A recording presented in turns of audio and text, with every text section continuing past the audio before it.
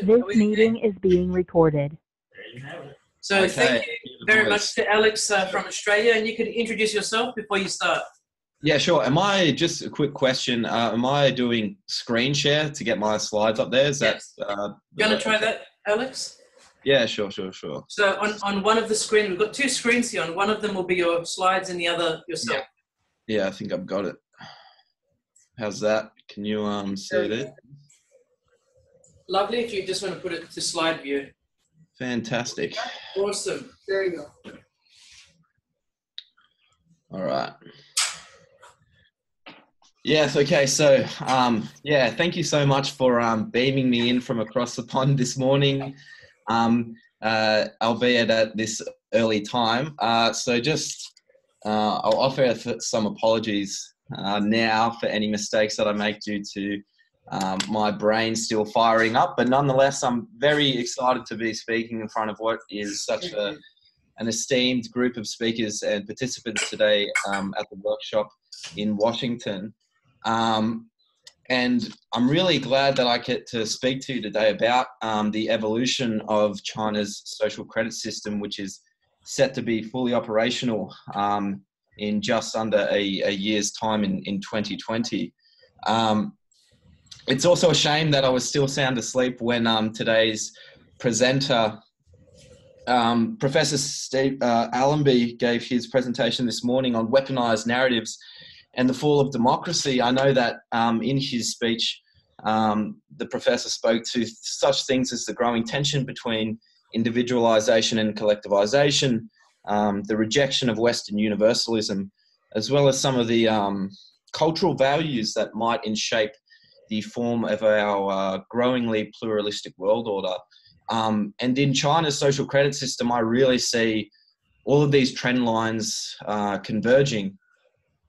The system, the way that it's being portrayed by state authorities and also received and perceived by the Chinese public, I think really provides us with a microcosm for the way in which both human societies, the shape of human societies are changing, and also their management is being changed.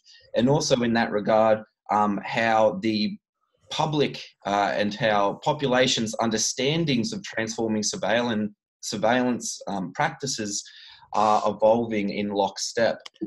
So without further ado, I will get started. So for the agenda for my talk, I'll provide you with an overview of the system, progress and evolution that we've seen since 2014, since the core policy document released by the Chinese authorities was released. I'll then turn to the different components of the social credit system, public and private, local and national level credit schemes. And then I'll look and dive into a bit about the language and ask whether the social credit system is still an adequate translation for what we're bearing witness to, before turning to public perceptions in China itself. So an overview of the system. So the social credit system was initially presented as a response to the problems arisen from China's transition to a market economy and the subsequent emergence of a low trust environment. We started to see the word social credit actually get thrown around in the early 2000s. And in the face of a string of incidents, manufacturing and production incidents, things such as academic impropriety, and also companies that were not abiding by environmental regulations, despite repeated bans and warnings by Chinese authorities. The Chinese State Council essentially concluded that a social credit system, that a rating system was deemed necessary, a necessary measure to standardize China's market economy and prevent further economic risk. So really there was a situation in which trust between citizens and business, and also between businesses and government was critically lacking. So the social credit system itself is actually, it's a multi-dimensional and multi-layered initiative. Often we see the system portrayed as being homogenous alongside the words of Orwellian, dystopian, or if you're a fan of British pop culture, Black Mirror in Western media and Western discourse. But in reality, the social credit system is actually more like an ecosystem comprised of different credit systems and different credit schemes at the national, the local, and the commercial level. But all of these operate under a similar logic. They operate under a logic of rating, and they're undergirded by a joint punishment and reward mechanism. So as you can see down the bottom here, rating practices have been established across a range of different areas. And finally, down the very bottom here, you can see also natural persons, 自然人. So public and private, local and national credit schemes. As I mentioned before, the social credit system itself is comprised of a variety of different actors. So essentially, after the State Council published its planning outline for the social credit system in 2014, they said, Chinese authorities had said to local governments and also to commercial partners such as Alibaba and Tencent to go out and to start innovating rating systems for local governments to come up to rating solutions to local issues, whether that be environmental, tourism related. And from that, as you can see in this next image, so this is actually taken from the China Credit Platform, which is the official arbiter of news and information pertaining to the social credit system in China. I don't know if you can see the characters up the top there. So translated, that roughly translates into nationally monitoring and evaluating city credit conditions. So all these blue dots are cities in China that have been experimenting and have created their own respective credit systems in order to address some local issues. Moving forward. So the social credit system, why is it that I say that it may be a problematic translation? So arguably it was the Chinese that saw in the West how we had applied this idea of financial credit and rating systems in the traditional financial sense. They took that idea and essentially applied it to all different aspects across society. So judicial, social, political, and then also on the micro level and the meso level in terms of regulating and rating business behavior and individual behavior, action and sentiment. But the actual word credit in Chinese is 信用. Here you can see it's the fourth word down here on this list here. Now, while this can be translated as credit and credit worthiness, it can also be translated as trust and trustworthiness. And the important thing to really consider is the fact that in the promotion of the social credit system in China, all state media and on social media, everything refers back to a root character morpheme. And that is that root morpheme here, which we see is xin. And xin means trust, truthful, and to believe. Now, in the promotion of the system and in the core socialist values campaign, which is something that state authorities have used to promote the social credit system, we constantly see this character repeated in all different words. In chengxin, chengxin means honesty and integrity. It can mean sincerity, to be in good faith. And often state authorities will say that through the social credit system, that they are creating chengxin wenhua, which is a culture of honesty and integrity. We then see, next we see shixin, which is related to people, it relates to people on blacklists, which are enforced by the Supreme Court. And we see that in this instance, shixinren, they're the people that are described as being insincere or untrustworthy. That's also juxtaposed against the final word we have on the list, which is shouxin. And shouxin refers to people that are on red lists or that are trustworthy individuals. They are also individuals or businesses that have, in other words, kept their promise to society regarding behaving morally and behaving in line with the parameters that are set by the state. And we also see these characters, these characters Xin and Chengxin, in Chinese history and culture, they feature very prominently, both in Taoism and in Confucianism.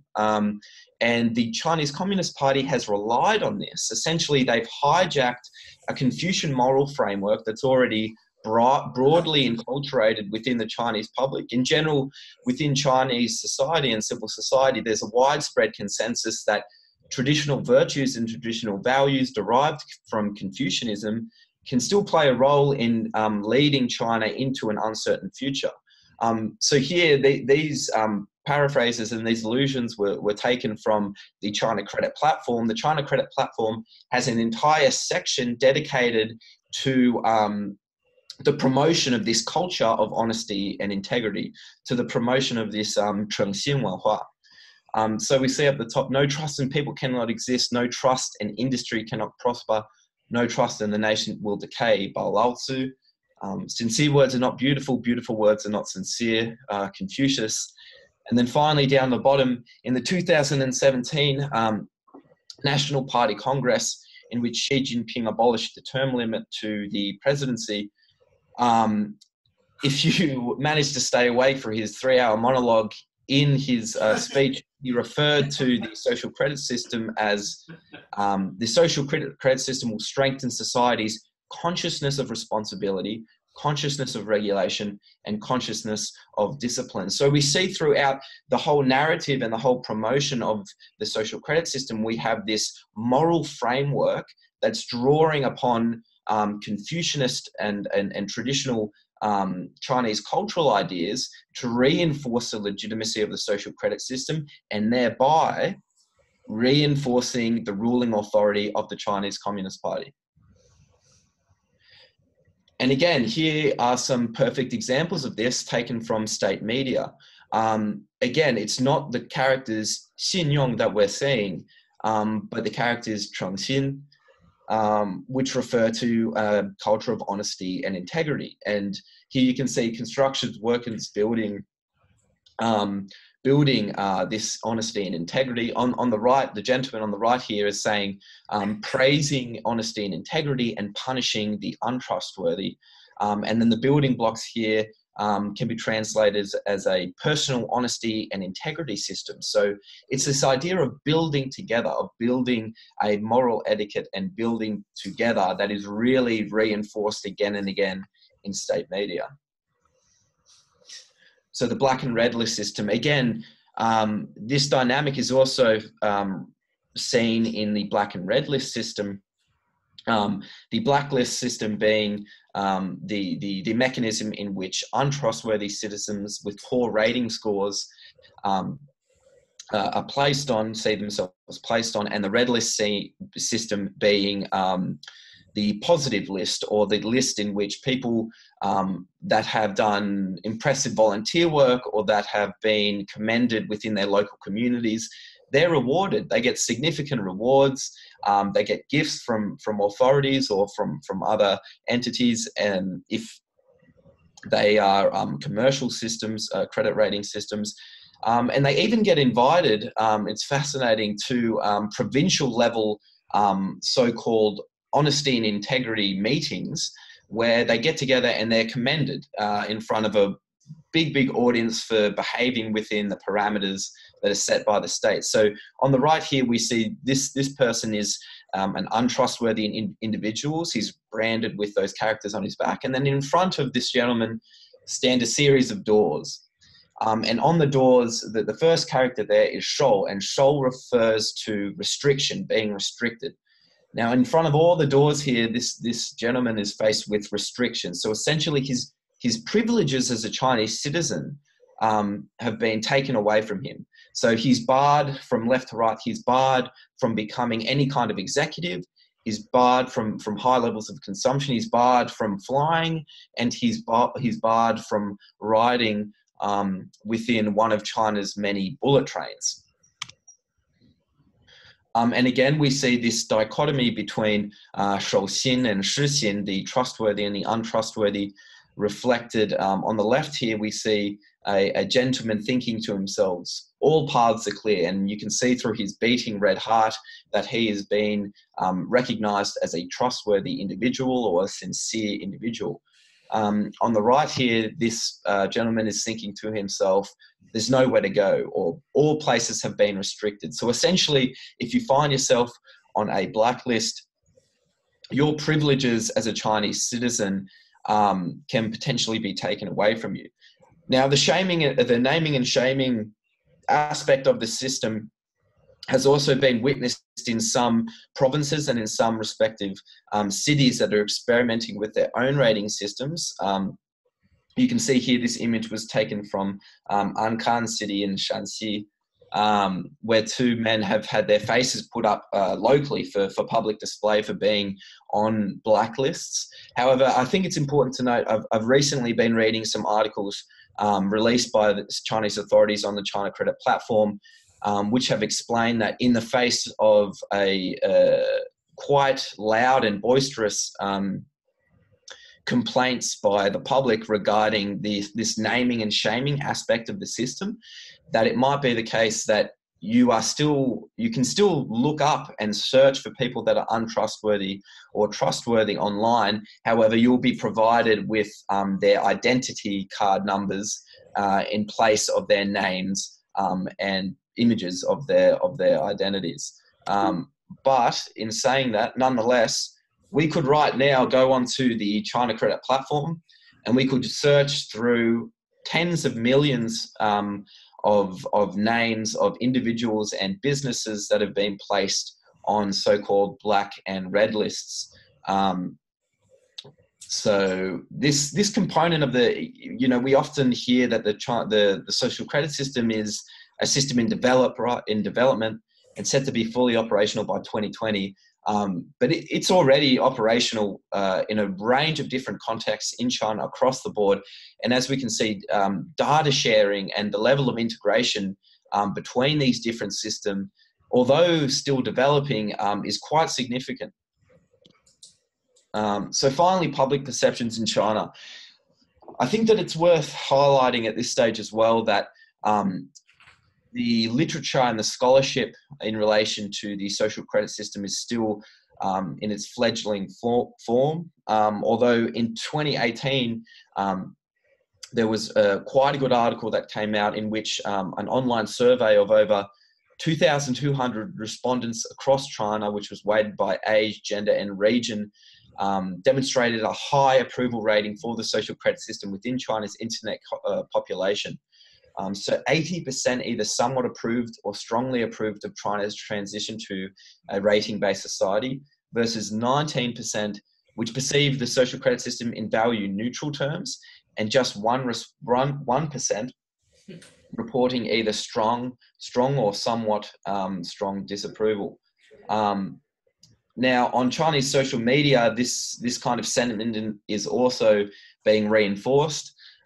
Many netizens are expressing the view that the social credit system is a necessary measure in preventing uncivil behaviour and punishing individuals who, for example, smoke on trains. There was a big scandal involving so-called train tyrants on China's bullet trains who simply would refuse to give up their seat. Their images and videos of these individuals were taken and posted online, and then a range of netizens were arguing that, well, hey, these citizens need to be punished. This isn't beneficial for the collective and for those others on the train.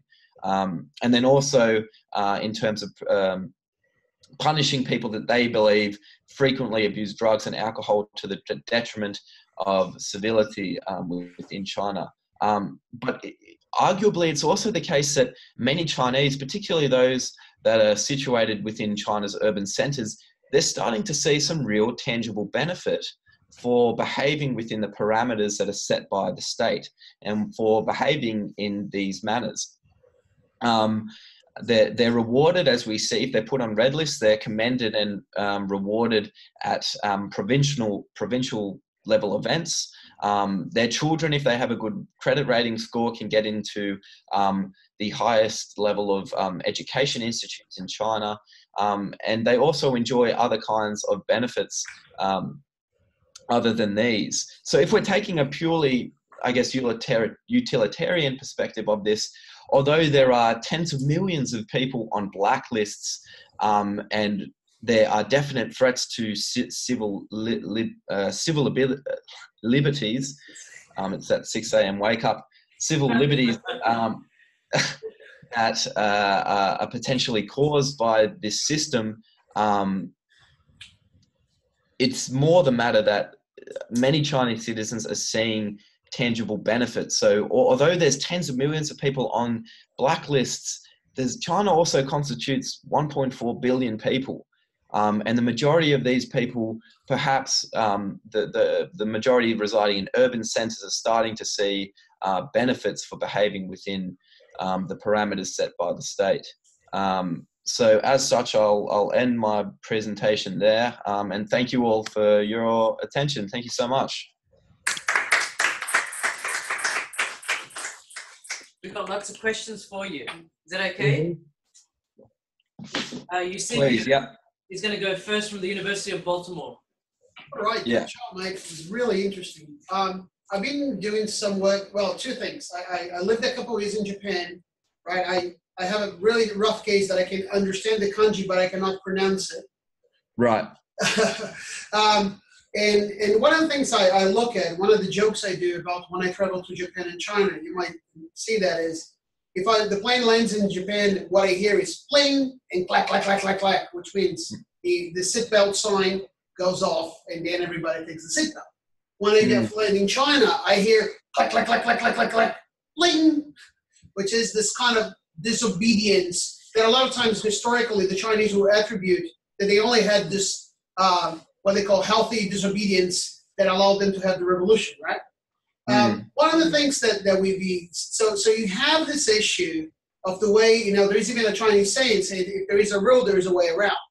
So you see even though we're within two Confucian-based Asian cultures, you see a very different perspective on behavior and obedience. But on the other hand, you have similarities in terms of authority, right? Yeah. One of the things I joke when I land, I go a lot to Dalian, right, in the north east of China.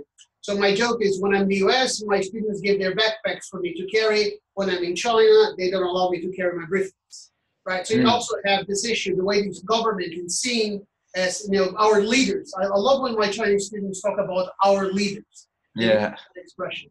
Now, let me get into it, something that I'm interested in. I'm just trying to show some of the things that I think you're spot on in identifying. So I think your work is brilliant. What about 1C? So one of the work that I've been doing there is on social commerce platforms. And we're able to look at trust transferring mechanisms. But instead of using Western trust measures, we actually use 1C as a measure. So we actually, we did a few, I can send you the papers. It's right now under review. Please, but we measured basically attributes to a person, degree of 1C, and then we see how likely are you to buy something on WeChat marketplace or so on, something like that. But one of the things that we saw as social commerce flourishing in China, very different from Australia and New Zealand. So in New Zealand, we have the Consumers Guarantee Act, which make American consumers, almost naked comparison to what New Zealand would be. What you see is that because you don't trust the government system, you don't trust the courts, you don't trust the store, by buying from someone on social commerce platform that is with your inner cycle, in Japanese we call yonin and tanin, it's like insider, outsider. But by what my students explain to me, it's pretty much the same deal. And then you have this kind of social credit based on 1C, right? Yes. So what is your do you think now by creating this virtual system that is actually creating a base that is not only within your circle of 1C, but it's kind of universal. So your social credit, so how do you think it will affect the nature of the circles of 1C, which has been fundamental to actually any commercial transaction in China? Yes. So how do you see that? Do you see that suddenly will substitute or? How do you see the implications of this to Guanxi? Yeah, definitely. So I think it could be seen as an amplification of Guanxi. So we know that, people's social circles, this idea of Guanxi is tightly knitting together people. And I think that in a lot of ways, by having a state prescribed system in which people can vet others, that it's the government's attempt at trying to establish people's faith within a broader context. So outside their everyday lived existence. For example, if I was a Chinese and I was going somewhere, for example, to another city in which I'm not familiar with anyone there, I don't have any Guanxi, I'm not in contact with anyone there, I could go onto the China Credit platform and do a search for respective tourism companies there, for potential vendors, and I could see whether they're trustworthy or untrustworthy individuals. I could see what their credit rating scores are, and if they're untrustworthy, I could see why that is. What is it that they have done in contrast to the morals and the etiquette prescribed by the state? What is it that they have done? I don't think that they contradict one another. I think that in a lot of ways, the social credit system stands as an amplification of Guanxi, and also for Chinese and for Chinese businesses to have something that they can fall back on for those contacts that they have not yet made, for businesses and individuals that they have not yet met and established that kind of connection. They can refer back to this. Does that answer your question? Or? No, it does. I mean, if you want my personal view on that, I think it creates a third-party assurance of Guanxi. So, for example, that's a good way. I know Katina for a long time. Katina knew Elaine. Believe me or not, now you're supervising him. Yes. So she's your supervisor. Therefore, if you say I want to come to do some work with me, or automatically the credit transfers, right? So it's not that different. So what I think what is happening there is that people with high, say, let's call social credit scores, will actually become even more powerful within their Guanxi ciphers. So you have basically, in my view, a tacit trust, which the score that's basically, and then you have it it would be the Guanxi, and then you have a formal. So it's almost like, one is measured and so on, but I don't think that you cannot take 4,000 years away with the technology. No. So I think it's one of the things I find, and different in China, but I see more in Japan and Korea, is one of the things that I joke about is like an egg. You can paint the shell as much as you want, but inside it's still the same coat. And that's what I found in Japan. Japan is really quick to change the color and maybe paint the egg, but when you go down to the core, right? Yeah. It's look at we just changed emperor in Japan technically, and still you see the representation towards the emperor and so forth. So you see that the core is still very strong there. So it'll be very interesting to see how that plays. But also I think the adoption of that has a system that we don't have here in the West, right? That need that to actually move their economy forward. So I think we take all the issues, if you want, for a moment, and you look for a more pragmatic view that our leaders are driving us to that. It does make sense. However, how that might oppress a lot of people, I don't know. So you see the same way? Yes, no, definitely. I find that line of inquiry very interesting, and would like to explore that further as well. I think that you make a very good point there. But in essence, I believe that these two things, both Guanxi social relations and also the social credit system, are mutually compatible, and could in fact reinforce one another. So that's very interesting that you put that forward. Thank you so much for your thesis? Pardon? When are you submitting your thesis? In 3 years. In 3 years? All right. I just started, I'm 4 months in, right? Yeah, 4 months in. So. Right. Do you know what is the best thesis in the world? What's that? Finished one. So keep that in mind for the next 3 years. Right? Okay. Yeah, I will. Thank you. All right, no worries. So you're working rapid fire. Question from me is, let's just say social credit systems are to China as recommender systems are to America? What's your reply? Could you rephrase the question, please, Katina? Yes. So China's social credit system. Yeah. Is it equivalent to recommender systems in the West? Could you give me an example of those said systems? Yelp here in the States, or say it again. Craigslist, Amazon recommender system. So I recommend. Is it the same as trust? And have we always had a social credit system in America and in the West in more general terms? What's different about the one in China? And is it the same thing to you?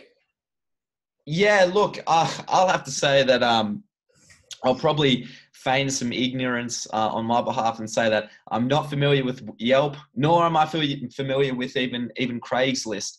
But arguably there are a lot of similarities, yes. And I think that we need to be very cognizant of the fact that China has learnt from the West and taken these ideas and applied it to the Chinese context, and in so doing has evolved them, right? Has evolved these further. So I would say that while they are modelled in line with these systems, particularly the commercial social credit systems that are advanced by such companies as Alibaba. So Alibaba's Sesame Credit, which is an opt-in social credit system, it's very popular in China. Essentially, it rates people based on their consumer decisions and their consumption patterns, and rewards them.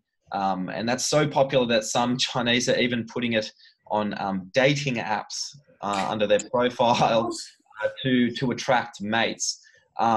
Now, while I would say that these systems are similar and that the systems that China is endeavoring to create now are reflective of their Western counterparts, I think it's also important to recognize that these are being evolved, and also the way that they're being portrayed is evolving and changing, and it's changing in such a way to reflect China's traditional culture and history, and it's drawing from these aspects of, as I mentioned in my presentation, of Confucianist thought and widely enculturated norms within the general public. It's a follow-on question to just the rating systems. And one of the problems that rating systems have is that they rely on uneven reporting. They rely on selective sampling. How does the Chinese system get beyond this? So, for example, if it's taking somebody's smoking on a train, clearly some people get caught doing it and other people don't, and that get caught doing it are unfairly penalized. Yes. It's like trolling. But trolling in real life. Like, I want to get you, so I just report bad things, a bunch of us. Absolutely. So same thing with the reporting systems. Like, if I take Yelp or Amazon, if I'm upset with somebody, I just start putting bad reviews, and it creates a feedback system. Just write a bot. Yeah. There we go. Why take all this work? Yeah. No, that's a good company. Pay a company to defame someone online. Not reputation management, but defamation management. Or vice versa. Pay a company to help you, as in the recent college scandal. Yes. Get through to university or college. Yeah. But this already exists as a large scale. Yeah, so I definitely think that the system in its current form relies on this reporting dynamic. There are different channels that individual people and businesses can use to report others of so-called or deemed untrustworthy behavior. There's also channels for people to report good behavior. Okay, so to report people that should be put on red lists, for example.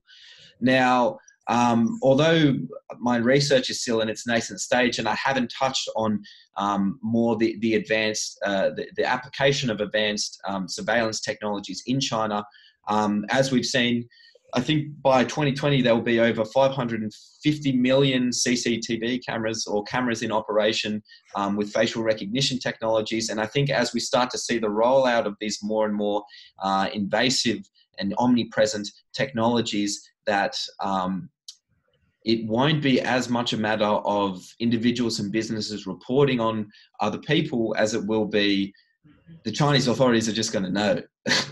I think the Chinese authorities in the public realm, in the public space, with that kind of network, they also have what's called a grid style. It's called grid style social management, or that's how it's been translated. Whereby essentially Chinese authority, this has been used to devastating effect in Xinjiang, to devastating effect in Tibet, where Chinese authorities will quarter off specific geographical areas and spaces, and having little police stations manned by maybe only one or two individuals. They can essentially monitor and track anything that happens in the public space, anything that happens at all. And that's why it's so hard to get reliable information out of Xinjiang at the moment, because essentially they can just lock places down, and that omnipresence is there. So I would say that as we see the system become fully operational in the coming years, that maybe the reporting dynamic might take more of a back seat, and Chinese authorities, through implementation of such systems, will be able to determine whether individuals are behaving in line with the etiquette prescribed by the social credit system, or they are not. Alex, from a fellow PhD student to another one, congratulations on the presentation. Yeah. Looks like you had great support from your PhD supervisor. And yeah, she's fantastic. That's a good thing. My question is, in the United States, we have something called a FICO score, a financial credit score. Yeah. And I imagine it operates similar in terms of the social credit score.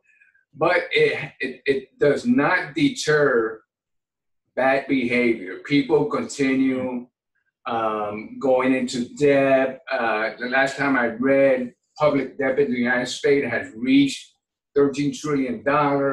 Yes. People continue going bankrupt and declaring bankruptcy because the debt is unsustainable. Yes. Is the credit system in China, does it deter bad behavior? Yes. Oh, yeah, 100%. And, you know, something that I sometimes do, a little thought experiment that I do on myself is, well, what happens if Chinese authorities pull this off and the social credit system is fully operational across China, and we have rating-based applications across all different aspects of individual behavior, and behavior, particularly in the public space? What would that kind of society actually look like? And if you can really penalize and you can punish untrustworthy behavior, and you reward good behavior, and you reinforce this by a regime of ubiquitous surveillance, well, it seems like you can definitely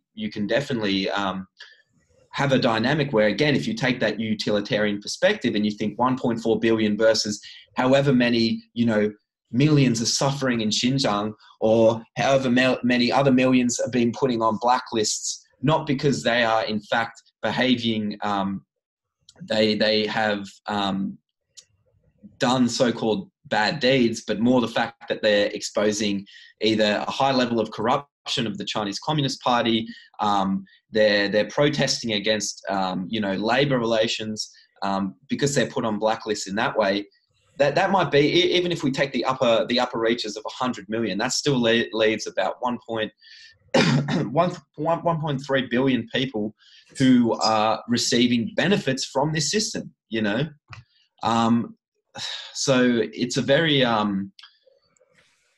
it's such a tricky thing to consider and to think about. But essentially, if you can penalize bad behavior and you can reward good behavior, and you incentivize these two things, and then you have state censorship both within social media. So at the same time that you're rewarding and punishing bad deeds, you're also restricting the space available for political agency and for alternative narratives about how society should be managed. If you're restricting these two things simultaneously, well then, I think they're going to be able to pull that off. Alex, what does a system like this mean for the individual psyche? In terms of an individual waking up in the morning and saying, I will be myself and I will express my thoughts and opinions online. What does a system like this do to the person? Well, see, that's just the thing. I think that another reason for these high levels of approval that we're seeing is that a lot of Chinese have acquiesced to the ruling authority of the Chinese Communist Party. And a lot of them already feel like all of their information is already being used by Chinese authority. It's already in their hands. They're already being monitored, right? And therefore the system isn't really anything new in that regard.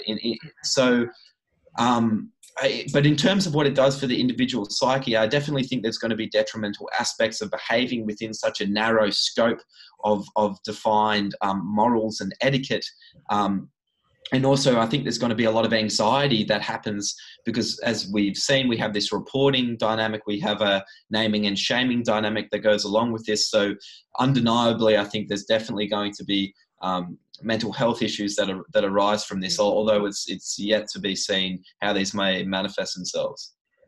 We just have to look at the one-child policy and to see the difference and the outcomes of that. Even though it's only a slight percentage difference between male and female, we've heard many stories about what's happened. Even the introduction of the ultrasound scanner, which had young females either aborted or left in orphanages by the millions. And now we have this system, and I actually concur with you. I think it'll be mental health and we'll probably count suicides as people feel that pushing and constriction, especially if they end up on a blacklist. Definitely. Give us examples of what's happening now with social media in China. How does someone undergo censorship? How many posts can they do a day? What are sort of the platforms that you've seen? Yeah, so again, a lot of this goes off of keywords. So censorship will work off of keywords. I know we now know there's revelations that WeChat's, that China's WeChat, Tencent's WeChat social media app and system is constantly scanning for keywords, which if any of these are raised, the rest of the conversation starts to be tracked. There's also certain keywords that you simply will not find any information on. Tiananmen Square incident's a good example of this. The space for alternative narratives and for different stories, of course, we've seen incredibly harsh censorship in relation to Xinjiang and any mention of Xinjiang. So I think that a lot of Chinese are living within, your perception of the world and your worldview is only informed by the information that you have available to you, right? And I think that a lot of people in China are also disillusioned if they're in this bubble whereby they're getting a very filtered image of reality due to censorship. I think that also plays in a role of how they're perceiving and the kinds of ideas of, for example, people saying, we should have a social credit system so that people that are behaving uncivilly can be punished, so that, when I get on a train, I know that my seat is actually going to be there and there won't be someone sitting in my seat, I mean, my research hasn't taken me so far into the realm of social media yet. However, that is definitely an area that I'm hoping to get into and look into further. Well, let me ask you a question. One of the things I found fascinating in China is the ability to try to find ways to manipulate the system. Right? For example, when citation scores were introduced in China, if you're in academia, you know that they actually created a system of actually citing into certain outlets. Basically, you see Chinese scholars with citation numbers that is just mind-blowing, right? The other thing you have, so do you have any early evidence of people developing ways to manipulate or to increase, to cheat, if you want to use that word? But it's like if you want to teach VPN in a class, you just look at the first Chinese student and say, you have a VPN. And most of them, if they are in Australia, New Zealand, or here, they'll have it, right? So do you have any evidence of people developing, or even a consultancy business to how to, Right. what have you seen on that sphere? I haven't seen, personally in my research, I haven't seen any examples of people, trying to bypass and cheat the system, so to speak. But I have seen people striving to do more good deeds. For example, another dynamic of the social credit system is that in some of the People's Bank of China last year cited, I think, 12 cities that were considered the ideal credit cities, cities, which essentially had innovated different management systems, innovated different black and red list management systems, and some of them had gotten actual Chinese Communist Party members to go to specific areas and to have a notebook and be going around and saying, you're sweeping the corridors, that's a trustworthy behavior. I see that this week you've bought a lot of alcohol, that's untrustworthy behavior. So that's another dynamic of actually having boots on the ground, eyes on the ground, going around determining what is good and bad behavior. And in that regard, that reinforces people to be trustworthy. And also I think that it's important to see that in a lot of ways the authorities and the commercial entities that they partner with, that they've been successful in getting Chinese people to identify their credit score and their rating score as a reflection of their social standing. And a great example of that is the individuals that have put their social credit score on dating apps, right? They use that to attract mates the same way that in China, ever since reform and opening up, a big thing within the dating realm has been this idea of 你需要有车有房, which means you have to have a car and you have to have a house. It's crazy materialistic, but a lot of my Chinese friends and young bachelors, of which there are many thanks to the one child policy, explain that they often find it very hard to have quality relationships because the society has become so materialistic, where you have to have a car, you have to have a house, and now, well, you have to have a good rating score. So that's a very interesting dynamic as well, which I think warrants further investigation. Yeah. But don't you see also the culture of exchanging favors? Like, for example, yeah, definitely. Let's call the social credit red envelope. Yeah, red envelope. Yeah, you got my joke, right? Yeah. So can't you see that, it's like, mate, you scratch my back and I'll scratch yours, or because that's, I mean, working in China especially, and listen, if you go to Greasy, if you want to pay, if you want to buy a house, trust me, if you don't put 200 euros a the paperwork, you'll never get it. Right? Yeah. And it's not seen as bribing, it's actually seen as a payment, but that's the way you do it. Right? It's a lot of times when you come from Europe or from Australia, New Zealand, and we talk about rights here in the US, we'll see as benefits. Right? So there are different views of that. But don't you see that there is a definitely. Yeah. For, that's on the social credit red envelope. I entirely agree with you, and that's why I was saying perhaps we should view these two things as being compatible. The social credit system in many ways was constructed with Guanxi in mind, right? And about how you can extend and amplify that kind of the same kind of etiquette which dictates Guanxi relations, but extend that to the society at large. So no, look, I completely agree with you, and that's a very interesting line of inquiry that I think warrants further investigation as well. So yeah, that's I'll send you the paper. I'm really excited. Yeah, please do. I'd read that with interest. Yeah. What a little joy you found it. He found me, and he's co-supervised by Charles Hawksley and Jason Lim, both from different areas. But Alex, something that you've been talking about last 5 to 10 minutes. Everyone is equal, except some people are more equal than others. Go back to Animal Farm, and we believe, because we're told that the social credit system is for everyone, not just the rich person in China, but the poor person as well. It's inclusive.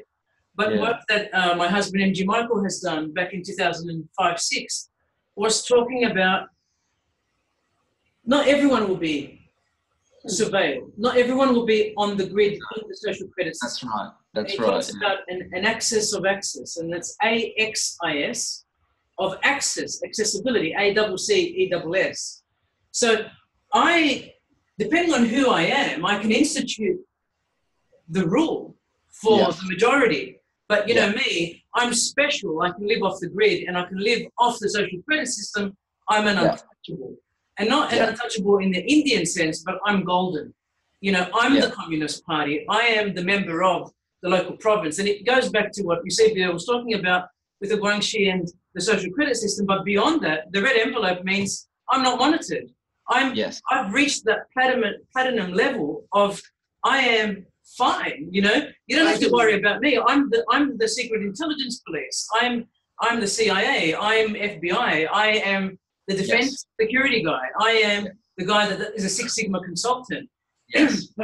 and the thing is that most of these people say, I'm not the bad person. The person down the road, my neighbor, is the bad person. Yeah. We got to microchip people because they're the bad people, or we've got to make sure there's terrorists, there's illegal immigrants, there's pedophiles, there's mentally ill. They're the ones that are the bad people, right? Yeah, right. In fact, the exclusion will be of the mentally ill in China who won't be able to get any rating except a negative one because of their health conditions. Yes. Dementia patient, the sufferer, the accidental, you know.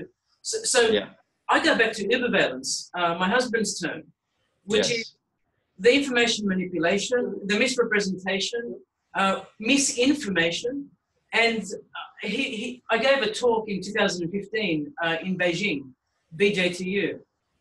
And the talk was supposed to be on next generation multimedia systems. And I decided to talk on wearables and auditability and traceability of video evidence, you know, a video that would sit on our shoulder and would record everything we do, just like the CCTV cameras locate you, say you're in a nice neighborhood, say you're not out after the curfew, say you're with good people, good friends that, you know, are also credit-worthy. But I said to them, look at the movie The Final Cut. And The Final Cut is a wonderful representation. It's not Black Mirror. The plot is Robin Williams is a cutter, C-U-T-T-E-R. He cuts people's lives and film from their lives. And people hire him to get rid of all the crap, all the bad stuff they've done. And who hasn't done anything bad, right? So somebody passes away, he's a minister, and the wife says, you know, to the cutter, my husband was a great man, right? And the cutter goes, yeah, okay. But he goes through the live footage and finds the rapes he's conducted and cuts them out, making the guy's life perfect for the daughter to replay the life because her father was, you know, he never did anything wrong. And so the idea of who's on the grid and who's off the grid, and who is surveilled and who's not, is already putting people at a completely vulnerable in my eyes. I 100% agree. And I think just as in, you know, the context of Western liberal democracies, we're seeing these different surveillance assemblages really exacerbate inequalities. The same thing's happening in China. You know, these are global trends, and these technologies are being concentrated in the hands of an elite few who essentially, as you mentioned, won't be subject to the same level of scrutiny as the rest of the general population. So that dynamic is definitely inherent here in the social credit system and in China. And I think that, as you mentioned, for the vast majority, they will be subject to increased scrutiny, management and cataloging. For a select few number of people, they will be able to bypass the same level of scrutiny. So I definitely see that. I fully agree with you. And I don't know if it's a good analogy, but a lot of times when I started to do early studies in mobile technologies, and one of the things that came up was cyberbullying. Yeah. And one of my points was very simple. If you were a nerd and overweight at school, you understand that bullying existed, right? So the only difference, which is an important difference, is how the shift of that technology. For example, if I went home, no one would bully me. If I did this, so if you look at the talk that I gave on time, space, interaction, and network. And so what I think is that the same as the phenomena of bullying, or the phenomena as let's call it state control and that idea of leadership with very different views of what we would say we would see in the West. I think that this system, what it does, takes what already exists and kind of, instead of using, I don't know, rowing, we basically put two turbines into the thing. Yeah. That's the view. I don't think the essence. I agree. Yeah, I agree. Yeah. I think what it does is really, takes to a whole new level, and that is, I mean, absolutely mind blowing. I don't know what your thoughts on this, but. No, I totally agree, and I think that the Chinese Communist Party, they recognize that in order to maintain their ruling authority and legitimacy into an increasingly uncertain future, that they're going to need to link their authority to a wider spectrum of morals and etiquette that are already inculturated in the general population. So, already the ideas of socialism are lost on the wide majority of the Chinese public. When people, when Chinese officials get together in the past and had been, Hu Jintao and Jiang Zemin, when they had gotten together and spoken about different, Chinese with socialism with Chinese characteristics, it's not just that these things are hard to translate into English, it's that, many ordinary Chinese people themselves don't know what the hell they're talking about either. But Xi Jinping recognizes this, and he recognizes that emphasizing the superstructure of society is very, very important, right? Which is why we've seen this idea of, 中国梦, the Chinese dream, right? And the revitalization or the rejuvenation of the Chinese nation. So they're now drawing on China's dynastic history, on this legacy, on these myths, to now forge a future, forge a trajectory in which these traditional values take center place, albeit they take center place in society, but they're also, of course, they have the Chinese Communist Party's legitimacy woven through this narrative as well. So they're very smart, and Xi Jinping recognizes that in the West, that a lot of things that make our institutions strong is the values that the general population believe in, these civil liberties, human rights, etc. And his aspiration, I believe, and what we're seeing in the social credit system is an attempt to try and get the general population to subscribe to morals and etiquette and values that are prescribed by the state, right? Yes. Isn't this quite a modification of coerciveness in comparison to the Cultural Revolution, which was very violent, very coercive, and a more benign form of coercion through the use of this system?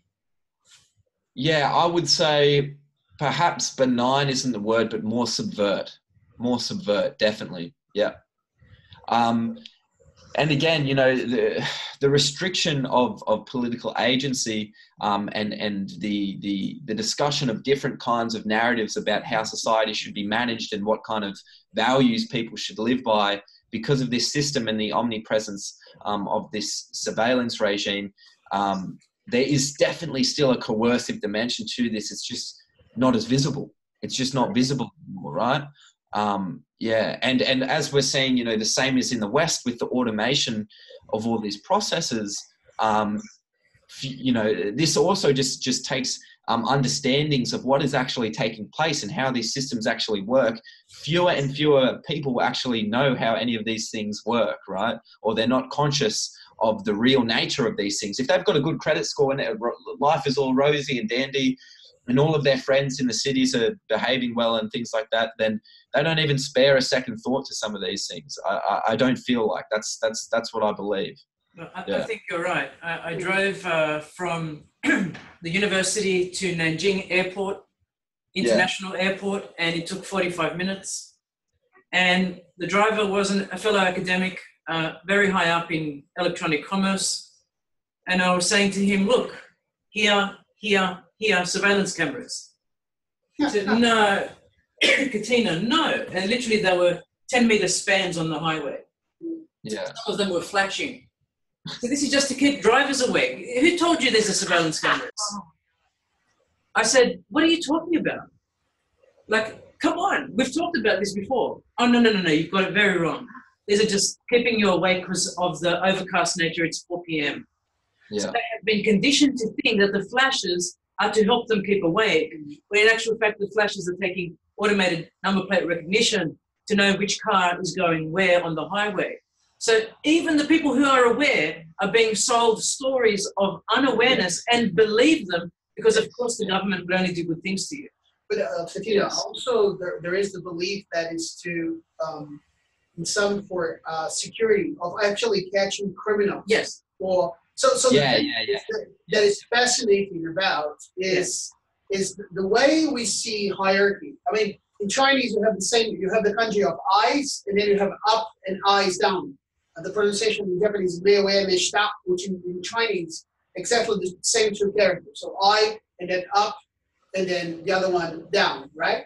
And those two, it's a way to refer, like, say, if you're my superior, your eyes above. If I am your subordinate, you are eyes below. Yes. And there is, like, when I did research in Japan on decision making, and we did comparison of decision making problems with different countries, one of the most fascinating things was basically the answer was, what I'll ask my superior, and my problem is solved. I'll just, you know, and when I look at, you know, a lot of times when I have a couple of Chinese students that I supervise in China, and then comes exactly the same problem. When I'll, you know, Katina may give you a direction over there, if I ask them, so do you want to use this lens or that lens? They you tell me.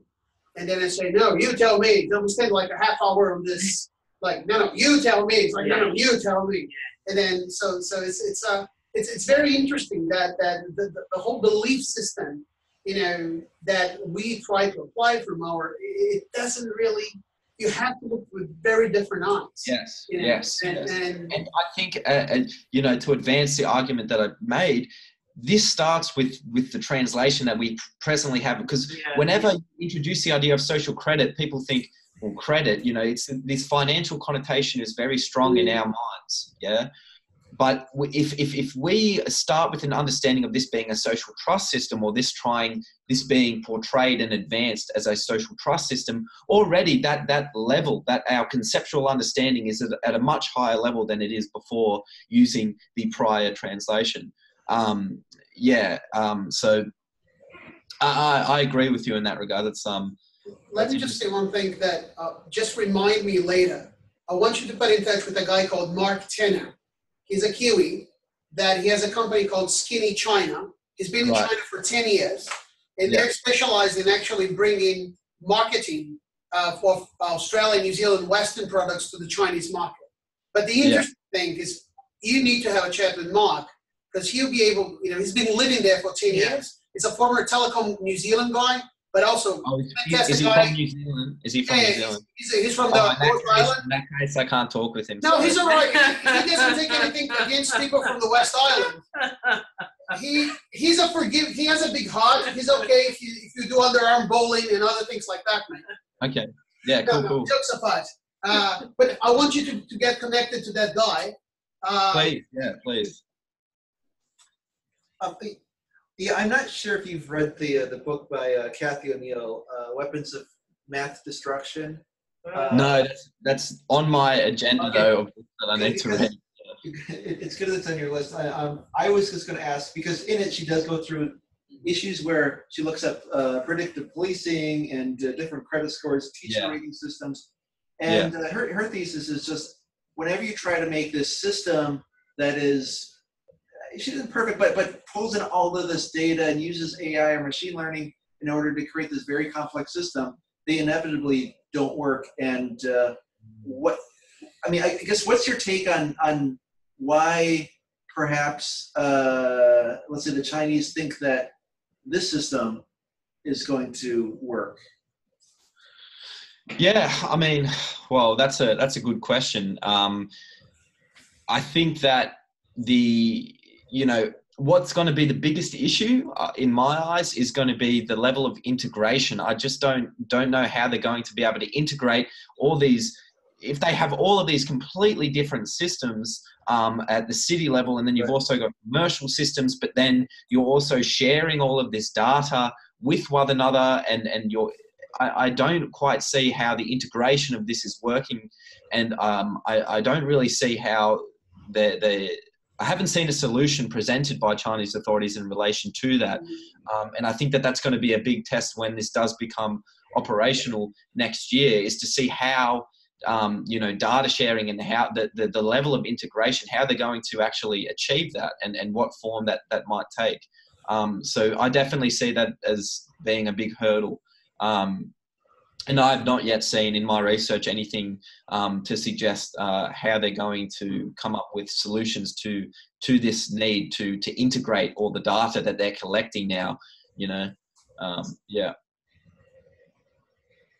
So Alex, we may have kept you beyond even an hour. I'm not sure. Either just under an hour or over an hour. But we appreciate this huge introduction to what's very new in most of our minds. And I know there were lots of people who came seeking your presentation, but we will share with them your presentation, and you probably will get lots of questions and comments following on. But can we thank Alex? Yeah, thank you. Thank you. Some great questions that really made me think about some things. So yeah, I appreciate your insight. Thank you. Have a brilliant day. You too, Katina. I'll talk to you soon. Okay, bye, Alex. Go back to bed, mate. So that leaves us almost at 5.